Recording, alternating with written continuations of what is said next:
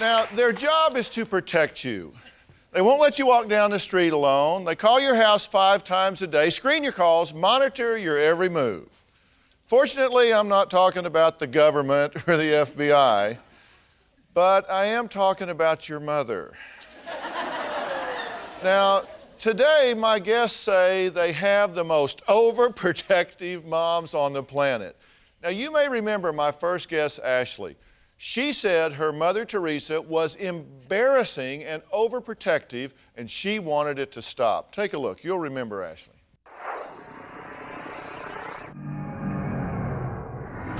Ashley, don't forget to call me. Okay, I will. My mom is so overprotective, it just drives me crazy. It terrifies me when Ashley's out of my sight. You turn on the news, you see it all the time. Kids getting kidnapped, kids getting killed. Don't forget, as soon as you're done, call me. I can't go to the library alone, the park alone. I can't even go to the mall to go shopping with my girlfriends. She's too trustworthy. She talks to anybody. So you want to know who I think's right? Yeah. Your mother is absolutely right, okay? But I think you have a point as well. When my mom finally let me go to the movies alone, she called me once during the movie, and I had to call her every time I had to go to the bathroom. Mom, how crazy is that? You said you're sure nothing's going to happen to you. That you could defend yourself in a kidnapping situation. There's me and there's you.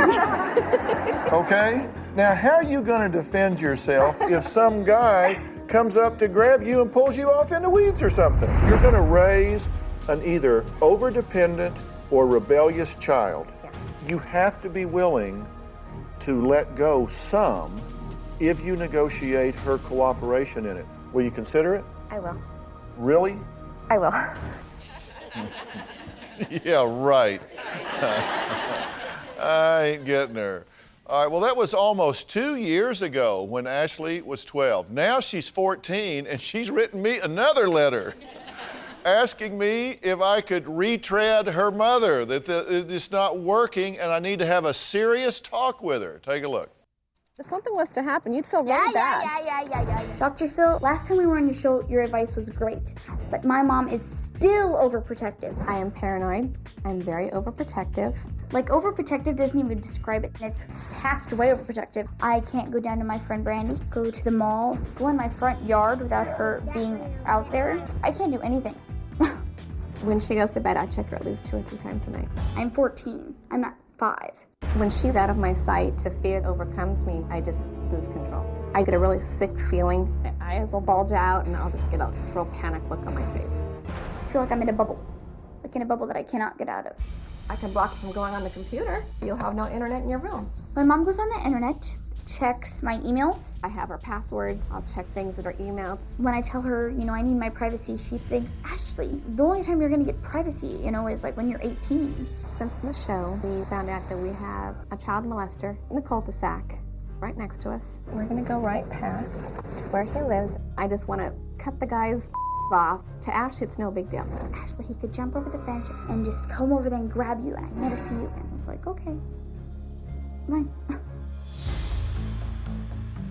I'm way different from all my friends, and it really upsets me because I feel left out.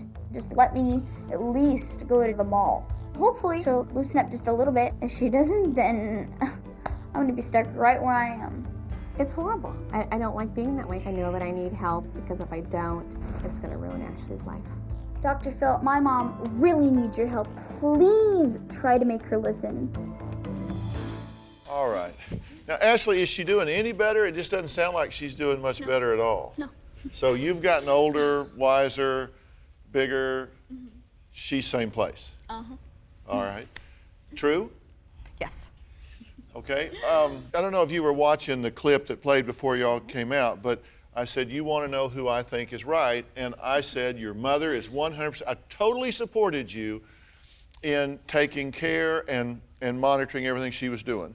And I said also, she needs to start learning the ways of the world. Right? Yes. And you heard the first part, and you didn't hear the second part. Well, yeah. I heard the first part where she can't go to the 7-Eleven or to the mall, and then I did agree the movies. She did get to go to the movies, but the other two was out of the question. Understand that I totally get, totally get that bad things happen to good children and certainly good little girls. I totally get that. Do you believe that I get that? Oh, yeah. Okay.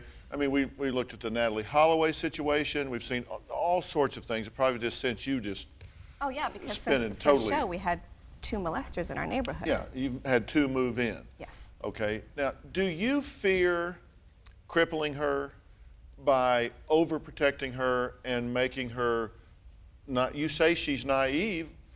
How would she not be? I know. But do you fear crippling her? I mean, our job as parents is to socialize our children. Yes. Do you fear that you're not doing that? She socializes great. I mean, she's, like I said, will talk to anybody. So I don't fear that. I just fear that what I'm doing is causing her damage because all of her other friends are able to do these things, and I just can't get over the fact that something bad will happen once she walks out that door. Yeah. And are you afraid she's missing lessons that you can only get by sticking your toe in the water or something? Yes, she is. Okay, and you're saying when it comes time to go to college, she's just not going. She's going to have to go to community college and live at home. Well, she can go, but she just has to live at home. She can't live in a dorm.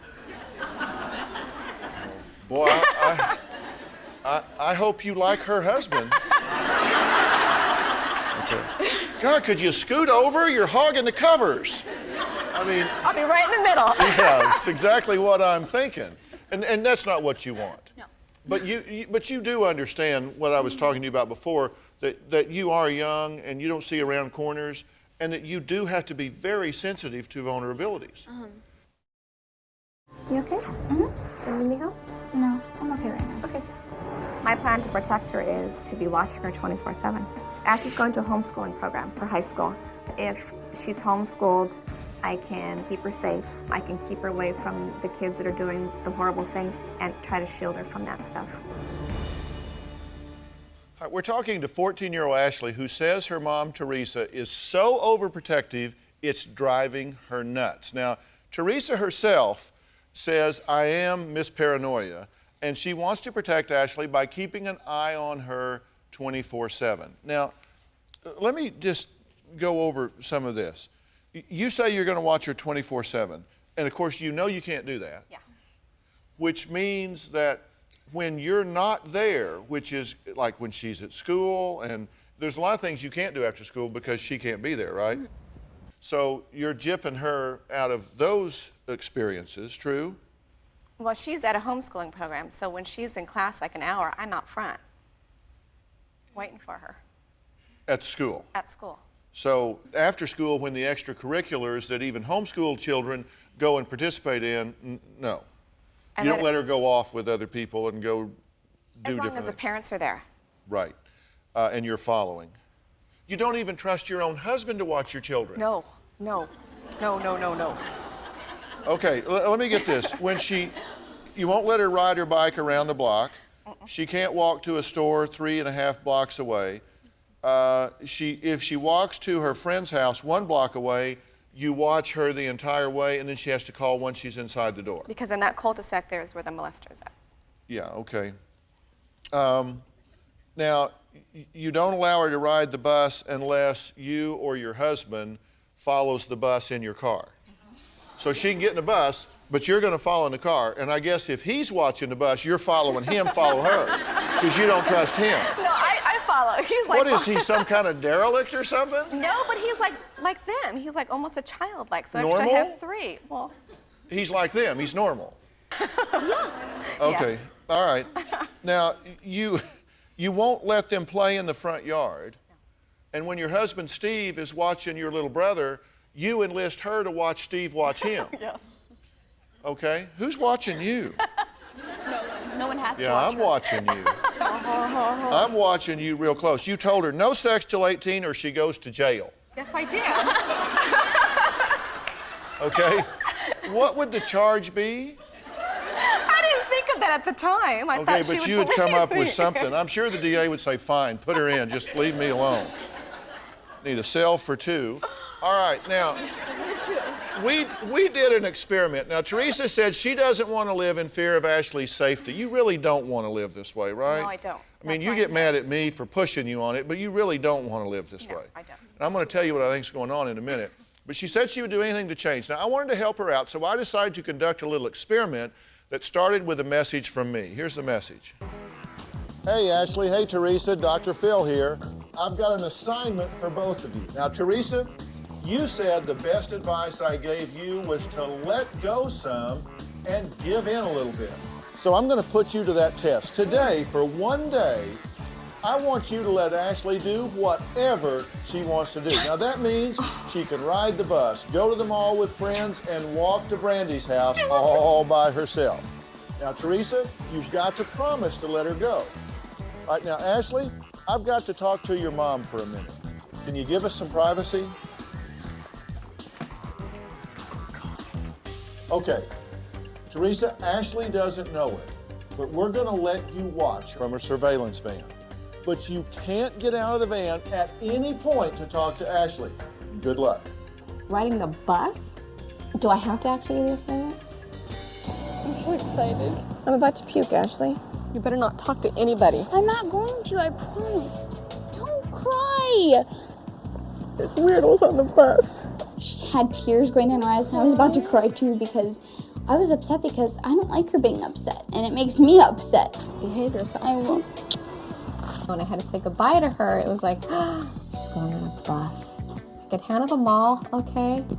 But the bus was like, oh God, no, she's going on a bus. You watched me on surveillance camera. Okay, now, all right, she was in a van keeping an eye on you, but then of course there are places that you went that she couldn't see you because you go in a building or get on the bus and she couldn't see you. There are things you don't know about this either. Oh, I know. Yeah, Ashley is just now learning that her mom was watching. So after an emotional goodbye, Ashley met up with a friend and headed to the bus stop for a trip to the mall. Now, what Teresa and Ashley didn't know is that I had a staff member with a hidden camera monitoring Ashley the entire time, okay?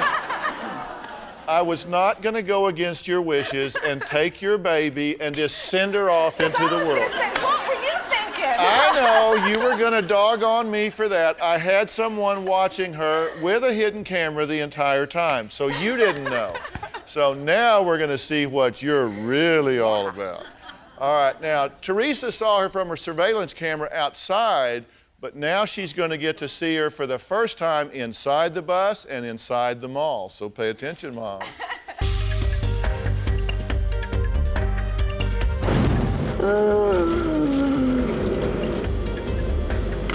There are so many people at that bus stop. It was torture in that van, just sitting there, and who could be lurking around the corner or who could be watching her. I was excited. Dr. Phil, let me ride the bus. They're getting on the bus.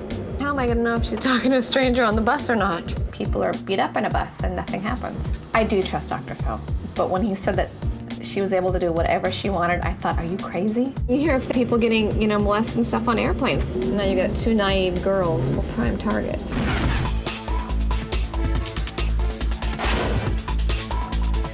They got off already? She didn't get off at the right stop. Oh God, see, she doesn't listen. She can't do what she's told to do. No, I don't want to do this anymore. The whole time I was gone, I was thinking, is she freaking out? But at the same time, I was like, I'm here to have fun, getting to, do something I've never done before. This is literally killing me. It's gonna be dark soon. There's gang members that come here at nighttime. I can't do this. She talks to anybody. I have no choice. I have to let her go. Cold turkey. Hi. Hello. When Ash walked through that door after going on that bus, and I saw her that she was safe, I was just completely relieved. I want her to be able to do what she did today, but the fear still overcomes me. I still have that fear. I was excited about coming home, but at the same time, I was bummed because the day is over and I'm not going to be able to do this for a very long time.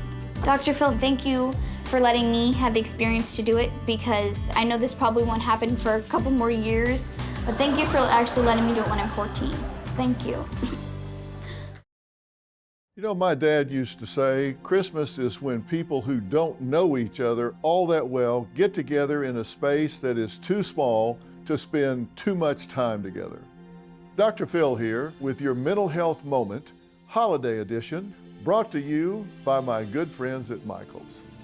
Your one-stop holiday shop to make the season bright. With everything you need to create a joyful holiday ambiance for every style, space, and budget.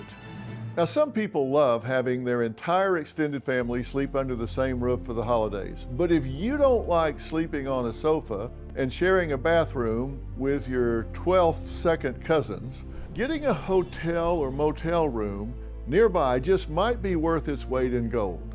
Now, maybe the kids want to stay at grandma's and sleep on the floor and play Uno until 3 a.m., but you can get away and take a shower and a nap. You might even turn it into a mini honeymoon. Break the mold and do what works best for your family.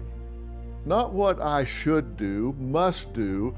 What will make it much nicer for the holidays for everyone is what you want to focus on. This is not a time that should be stressful. This is a time for common sense and saying, hey, what really works? And maybe what really works is not what's always been done. It's what works for your family and your situation. And sometimes that means taking a step back and not being quite so intensively together. Thanks again to Michael's for ensuring that holiday enthusiasts and last-minute shoppers can find what they need when they need it. In stores and online at michaels.com.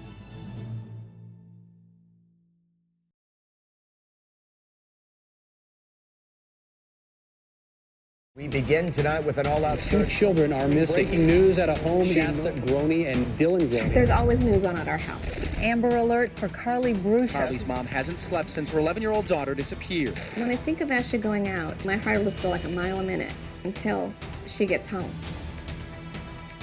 We're talking about overprotective mothers. Now, 14-year-old Ashley says that she follows all of her mom's rules, which I'm sure isn't true, but is still not allowed to go to the mall or movie with friends. Now, Teresa says Ashley's just too trusting, will talk to anybody, and is more naive than other 14-year-olds. Okay, now, we had hidden camera, and we sped that up and went through the mall. You were there for 2.5 hours. Let me tell you why we sped it up. We have that in real time. If you'd like to see it and watch it with your daughter, then you can do that, at which time you will want to look at her and say, I am so proud of you for being a responsible young woman, okay? The reason we sped through that is because there was nothing to see that would alarm you. You had a Jamba Juice with your friend. She bought a few things. She walked up and down and did a lot of window shopping. She didn't flirt. She didn't talk to strangers. She didn't even stand close to strangers. She conducted herself like any young woman you would want any young woman to do, with her personal space around her, and she was very cognizant of her surroundings, in my opinion. Now, you said that you think she's more naive than other 14-year-olds. Yes, I do. Okay. How is she going to overcome her naivety? That's why I'm here, because I have to let her learn how to do that without the fear that I have every time she walks out that door. All right, and let me be real clear. You know from what I said last time, and you know from what I said last time, I think we need to be very protective of our children. We need to be very cognizant. You need to know where they are, when they're doing different things. You need to know who they're with, and you need to have the integrity to tell her the truth, which you do. I know you can't follow all the rules because no one could. But you have to understand that this fear is all about you. It's not about her, but she's the one that's going to pay for it. She's suffering for it. She's the one that's going to pay for it. You've had some situations in your life before where you felt out of control. Aquarium, different things where you felt out of control, panicked. And I truly believe that you are experiencing a degree of post-traumatic stress disorder where that keeps coming back and haunting you, and you're seeing a snake under every rock. Mm-hmm. You're afraid of everything. You don't even trust your own husband to watch your daughter. And that's not about your husband. It's about me, because I was the one that let her go. That's right. And so what you're trying to do is cling and hang on, and it's totally about you, but she's having to pay for it. And here's what happens. She will be naive. She will not know what she needs to know, and you cannot watch her 24/7. You cannot watch her 24/7. When you say, call me as soon as you get there, okay, that's just to reassure you. That she made it okay. But if the call doesn't come to you, think watching her, you say, I'm going to watch her 24/7, but you can't. A lot of things professionals disagree about in child rearing, but there's pretty much a consensus on this. Parents should be tuned in and attentive and vigilant about what their kids are doing, where they are, and who they're with. But they also believe that the best way to protect your children is to prepare them to protect themselves.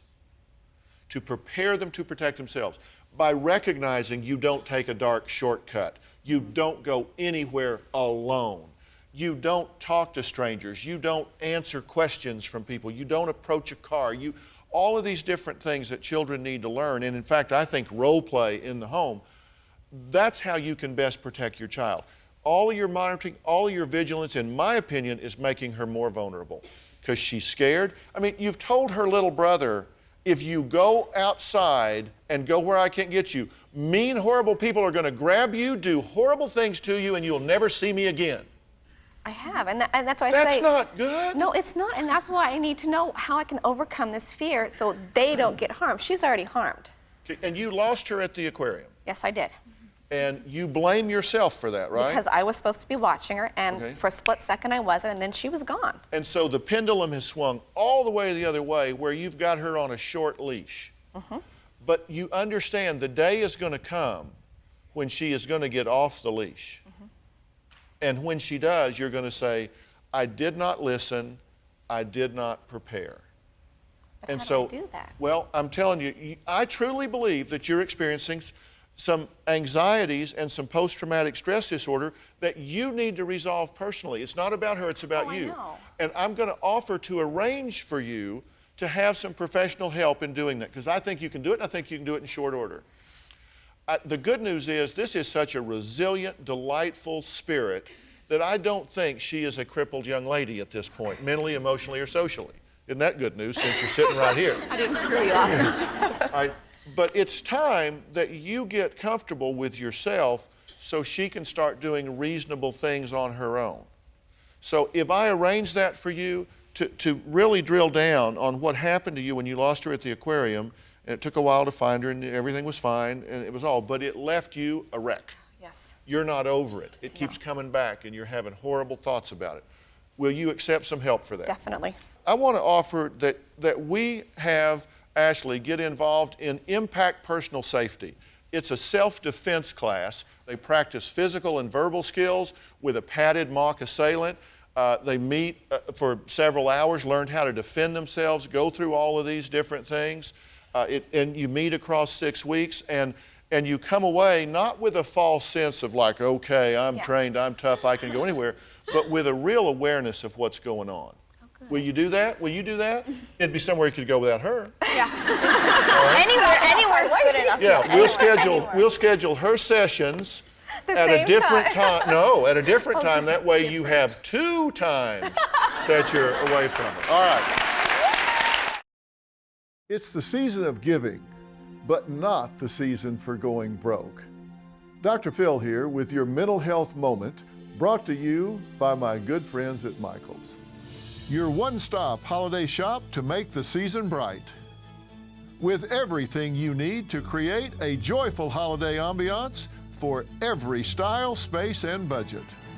February is one of the worst months for depression because that's when the holiday bills hit your credit card statement. Right now, you need to decide how much money are you going to spend?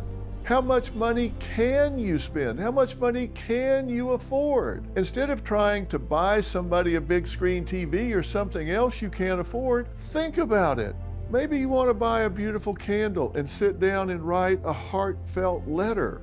Let people know beforehand, hey, please don't buy us expensive gifts. We can't do that this year, and it will be uncomfortable for us if you do. So we've set a limit. We're going to do what we can do and what we can live with after the fact.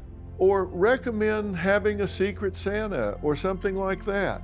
But don't allow yourself to get pulled into a financial trap. Christmas has become a real commercial time, and it can take a year to get out from under it just to get back in it again.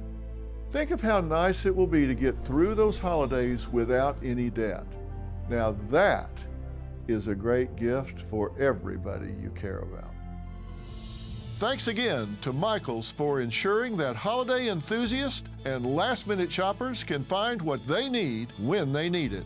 Michaels, your destination for everything to create anything. In stores and online at michaels.com.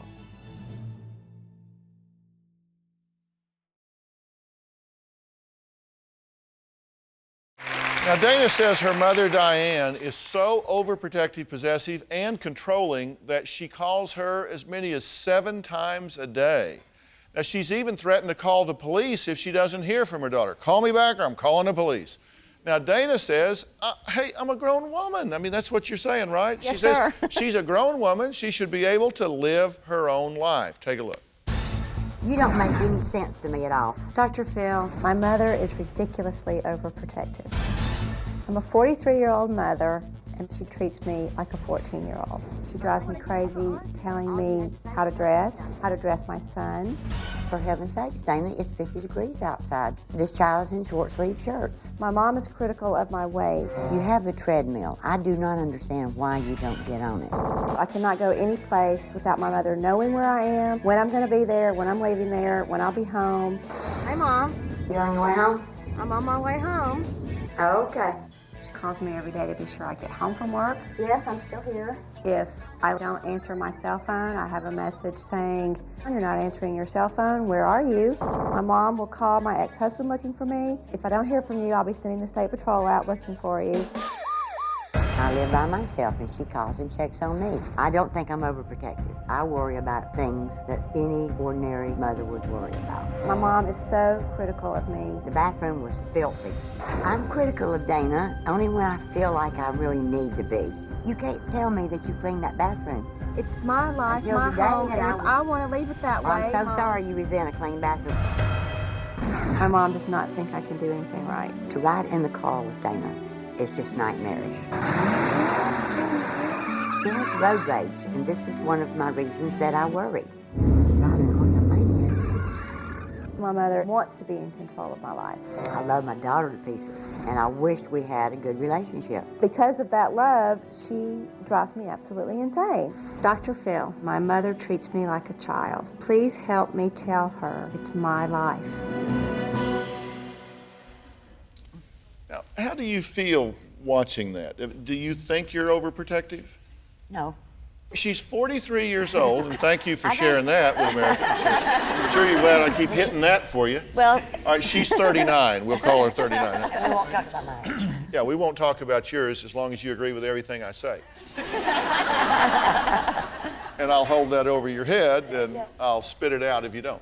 All right, now, honestly, don't you think that when you're calling a full-grown daughter with a professional career and everything that she does on her own in this world, and you're calling her and reminding her that she needs to be nice to clients on the phone, that's a little too involved with a full-grown daughter? No, not if you knew the whole situation. Oh, I know a lot about it because you've told me a lot. Do you think it's over the top? Yes, I do. And what's your reaction when she does that? I get frustrated. I just try to go, okay, and get off the phone. But you either have to agree with her or get into a big argument. You can't just say, okay, I'll think about it or I'll try. No, you have to do it. You have to be this way. Do you think this is because you are just incompetent, you just never figured out how to be a woman and a mother, or do you think it's about her? I think it's about her. I think I'm a very good mother, and I think I'm a good adult, and I think I know right from wrong, and I think I do well, but I think it's her insecurity and her fear. I think she has the same kind of fear that Teresa has, that if she's not watching me or telling me things that something's going to happen to me. People are going to steal me and kill me. They're going to steal me and kill me. They're going to steal you and kill you. me. I think we call that kidnapping. Not They're going to steal you and kill you. Yeah, okay. So does it bother you for her to say, I think this is about you and your own insecurity and not about her? Do you think she's competent? Yes. I just think that what the problem is, I speak in English and she hears in French. You know. And you do that 7 times a day? I don't call her. I don't call her 7 times. I call her once at night. The best gift you can give yourself and your family this Christmas is to get off the smartphone. Dr. Phil here with your Mental Health Moment Holiday Edition, brought to you by my good friends at Michael's. Your one-stop holiday shop to make the season bright. With everything you need to create a joyful holiday ambiance for every style, space, and budget. And we have a high degree of loneliness in our society right now, and a big reason is that we spend more time on our screens than we do with each other. We've stopped developing real human flesh and blood relationships. We've stopped reaching out and spending time with our neighbors, our friends, and even our family members. The last thing you want is to look around the holiday table and see everyone burying their noses in their phones, tablets, or devices, especially the kids at the table. Studies show weekly social outings for teens have plummeted in the smartphone era. Sadly, though, it's not just teens. As people become adults, they've stopped developing friendships because they focus on work. So use this time of year to flip the switch, literally shut the phone off for a few hours and enjoy some real FaceTime with your friends and family. I promise you it will be awkward at first, maybe even anxiety producing, but that will fastly disappear when you engage, make eye contact, and spend human time with human beings. Thanks again to Michael's for ensuring that holiday enthusiasts and last-minute shoppers can find what they need when they need it. In stores and online at michaels.com. Mother believes that she is the only person capable of picking out the right man for me. I believe I'll know the right one if I see him. She had told me, if you don't have a baby by the time you're 35, we are going to the sperm bank. I don't care if you have a husband or not. I want a grandbaby. Now, Dana says that her mother, Diane, is the most controlling person she's ever met.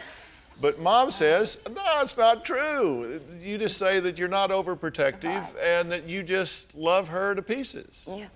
But you don't want to love her away. No. Right? You don't want to push her away by loving her too much. Is there anything that I talked with Teresa and Ashley about that you think is pertinent to y'all's situation? I do. This is a test. I do. I really do. Okay, hold on. I'm talking to Mom. No, I want you to answer, but is there anything that you saw going on there that you think is relevant to you? No, not exactly. Let's talk about you for a second. What do you think is relevant between what happened here and what happened here? My life was just like Ashley's when I was 14, and it's that way when I'm 43. I have to call when I get there. I have to call when I leave. I have to, I wasn't allowed to go anywhere or to my friend's house, especially if there was no parent home, and no one ever could come to my house if my mom was not home. They're us. We're them 30 years from now. Yeah, and I think that is a clear commonality, and I believe there is another one. You had a really traumatic event when you lost your daughter at the aquarium. Mm-hmm. And that happens, you turn around and they're gone, and you freaked, right? I did. As any mother would, as any father would. But then I felt like terrible because my husband said, watch her. And I'm like, oh, okay. And split second, she was out of there. And then off she went. So trauma that caused you to really cling, and you see that, right? Mm-hmm. Mm-hmm. All right, didn't you have a tremendous trauma when she was 5 years old? I mean, wasn't there a tremendous threat and worry in your life? What happened? I was out of my house for 5 minutes. The only time I didn't lock the door. gone down 3 flights of steps. We lived on a 3rd floor apartment. Put her in the nursery bus. And if you weren't there, they left. So I didn't find my keys. And we just went outside 5 minutes, came back up the 3 flights of stairs. There was a man with a stocking pulled over his face and a knife in his hand hiding in my bathroom. And he proceeded to cut me up. You went out, he went in. Yes. You came back in thinking I'm safe in my home. Right. And there's this perpetrator. Yes.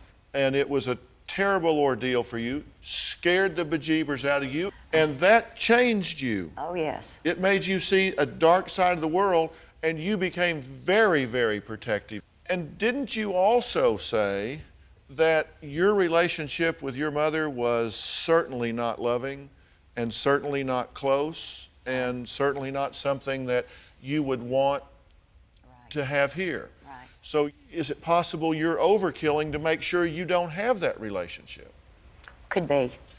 And isn't it also true that when your husband left, abandoned the two of you, Right.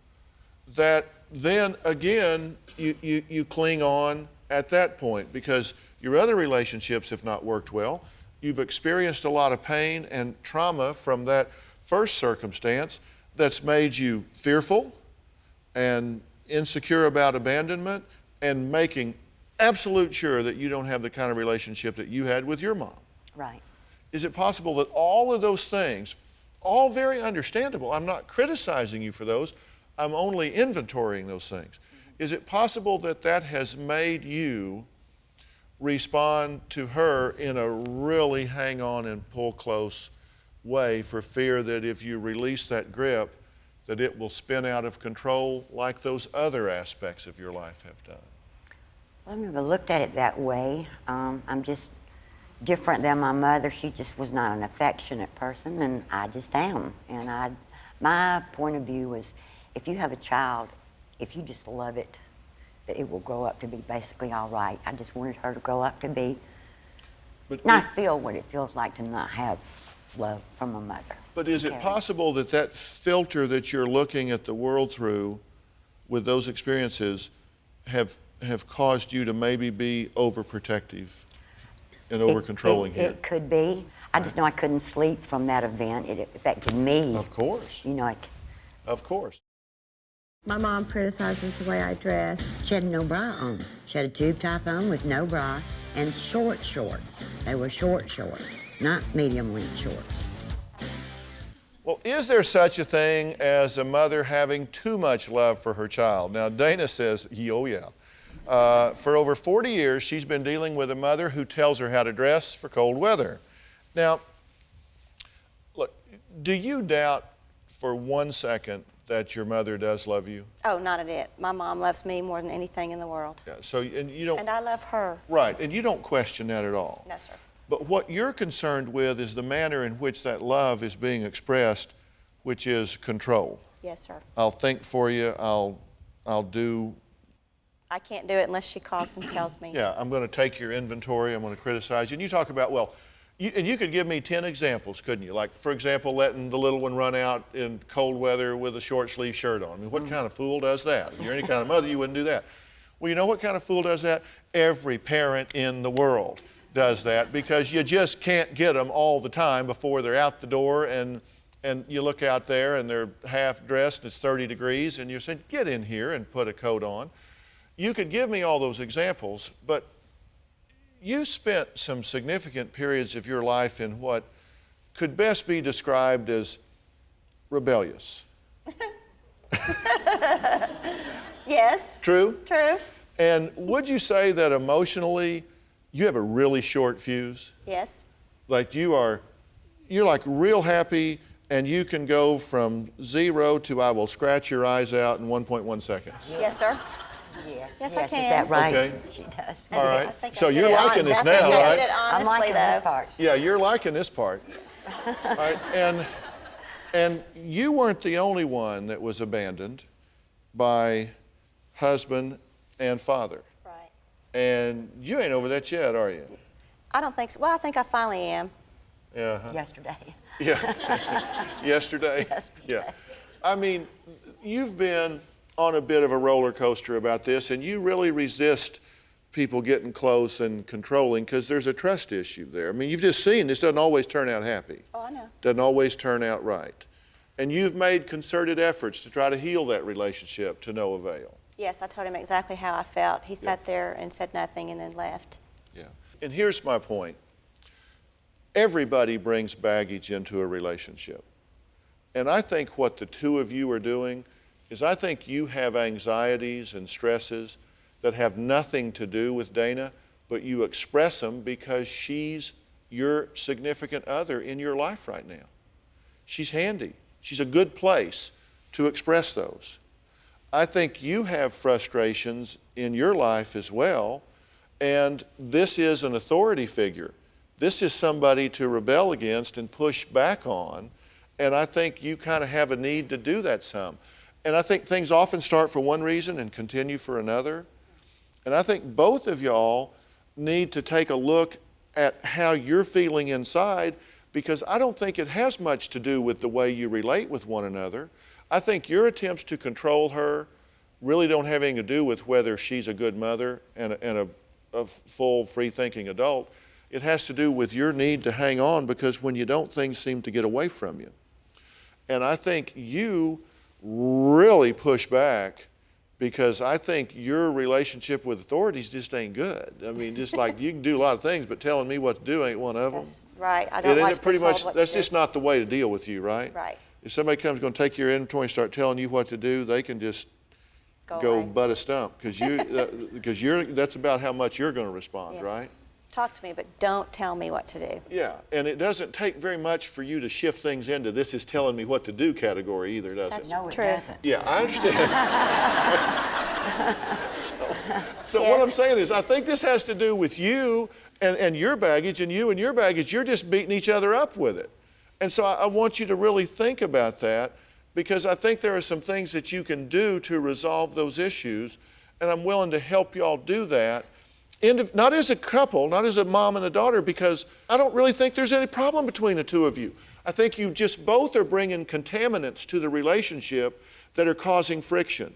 And I think if you would get some resolution on your side with your personal issues, and you some resolution on your side with your personal issues, I think y'all would turn to each other and say, oh, I'm so glad we're back. Yes, I agree. So I don't want to put you in like couples therapy or mom-daughter therapy. What I want to do is have you resolve some things individually and then see if that changes how you relate. Would you willing to do that? Oh, yes. You willing to do that? Yes. Do you have a story or a question for me? Click the link in the description and tell me what in the world is going on.